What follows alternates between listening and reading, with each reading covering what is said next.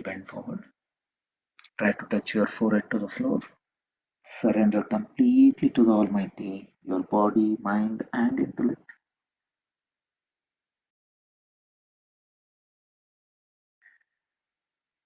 Inhale and come up. Rub your hands.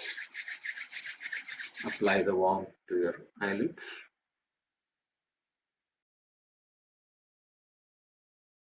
Open your eyes in a palm.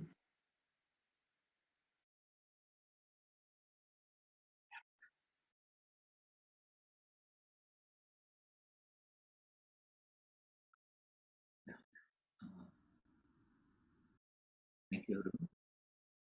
So today let us look at shloka number 45. It is very, very subtle and talking about subtleness of the samadhi. And also it is related to, as usual, to the previous shlokas. Let us go through the shloka and see the context from previous shlokas. Shloka goes like this. Sukshma Vishayatvam Chalinga Paryavasanam. I'll repeat once again. Sukshma Vishayatvam Chalinga Paryavasanam. And let us look at the meaning of each of these words. Sukshma is nothing but a subtleness. Sukshma Vishayatvam we saw in the previous shloka also. Previous shloka was Etheyava Savichara Nirvichara cha Sukshma Vishaya Vyakhyata. So this Sukshma Vishaya defines the Savichara and Nirvichara Samadhi. And this Sukshma Vishaya comes from the four the previous shlokas which talks about Savitarka and Nirvitarka Samadhi. So over a period of shlokas, previous shlokas, what we have seen is that object and person, they at the end they become completely one. So that is where the sukshma and object goes out of context, and only the essence remains. That essence we are talking about the sukshma, and he is taking it forward. So that sukshma vishayatvam cha alinga paryavasanam. So sukshma is subtle, vishaya is subject or object, vishayatvam is but a ness, the subtleness of the object. Okay. Cha means and. Alinga paryavasanam. Alinga, I think there are two meanings to this word. One I have read in various texts, but another meaning which I understand from from my language. So I will try to explain both, and then you also can comment on that, what you think about it. So linga is nothing but a form. Okay, linga is a formlessness. Okay, so this sukshma vishaya, this subtleness of an object which is having no form, paryavasanam. Next word is, last word is paryavasanam. Avasana is end or end of life. Avasana. Paryavasana means it is beyond the end. That is how I am understanding it. So this subtleness will go beyond the end of life itself. In the formless state, alinga, state of alinga. And another meaning to this alinga, see, this word is like in the original text, it is like a cha-linga, cha-alinga or cha-alinga. So if you look at the word alinga, it is a binding or a hug, hugging. So this subtleness will go beyond the end of life along with the life, like it is always attached to it. So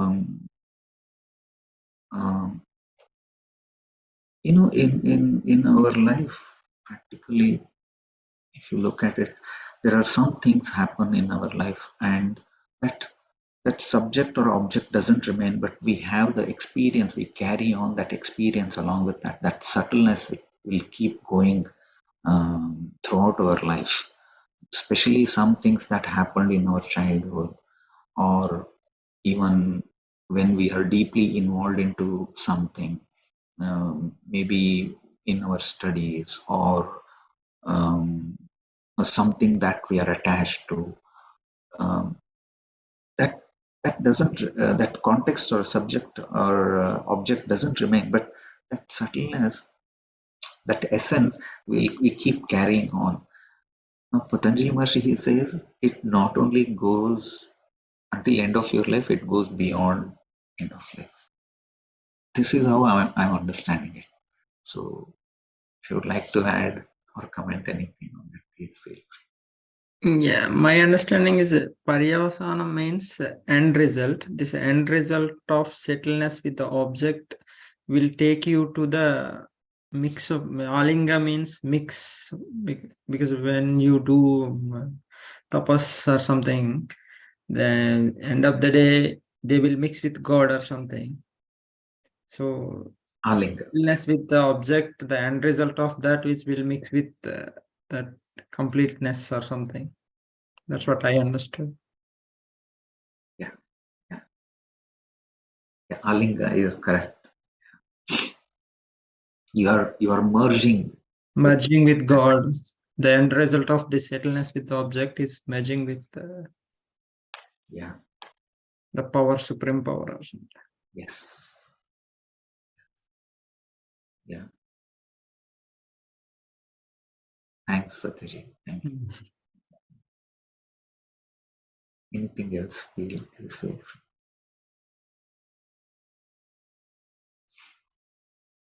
These more and more subtleness goes, and it becomes more difficult to understand. Actually, I understood about this. Even though I read it so many times, only this morning it became a bit more clear. So, Kareena ji, you have something. Yeah, so the interpretation I read, I didn't get, so I got when you just shared with us what you thought it meant. I got the mix part, but when I read it, I just got that basically this practice, or what we're training, or what we'll discover is getting back to the subtleness of everything. So whether it's, like you said, the thought or the memory that we've carried, the impression, but we get to the real essence, the real subtleness of everything before it even became a thought or an object, or we gave a word to it. Essentially, it all just goes back. It all came from, I remember reading something about a seed, that we remember the seeds, but this is even, we're going back to it being a seed, or before even if it was a seed. So it's just, I got this like atomic level where everything is nothing. I don't know if I'm communicating, but that's where I was left with this, reading this interpretation. Now we're going back to the essence and the atomic level of everything. Yes, amazing. And if you look at it, this sukshma, this subtleness itself is, we have looked, in the previous shlokas, we looked at sanskara. Okay. How the sanskaras form. I will quickly take 2 minutes to say how sanskaras develop. We take certain we have already this sukshma that is there, it keeps going on along with us, and this sukshma gives us certain thoughts, okay, and these thoughts makes us to take us certain actions, and this action, it goes in a loop, okay, thoughts, actions, thoughts, actions, thoughts, actions, and inside this cycle, the subtle, some certain impressions we happen, and this turns into that sukshma, that uh, sukshma vishayatvam. Yeah? This is nothing but the sanskara. The impression that keeps developing over here itself is a sanskara which we carry on. So it is all related. I hope you can get that relationship. It is so interesting to understand all these things. I just want to share how this practice has been practically applicable to me. I'm slightly moving away from today's discussion. I came back to Manchester now, and last 10 days I've been extremely busy. I've been a guide. I've been attending to one of my very close friends and his family who came from India. I've been driving them across the UK. So they left yesterday evening. Morning, I drove back from London to Manchester, and then my mind was completely in a commotion. It has got mixed emotions, as all of us have experienced. When you spend particularly closely with somebody for such long time, very, very important to you. And then I observed the mind. It was trying to drag me in different directions, to the point that then I realized that why is all this happening? This is because of then the Patanjali Maharshi Yoga Sutras are just, I didn't, one of the things which hit me hard was unattachment, unattached. The whole reason this happens is because the mind wants to get hooked onto something. And it is trying, then I was trying to unattach from that. And then it is saying it's so cloudy, weather is so bad. I just can't take this. I want to see the sun. This morning I woke up and so I just wondering how this mind plays the tricks. And then I realized the only way is to get in. I need to give more medicine.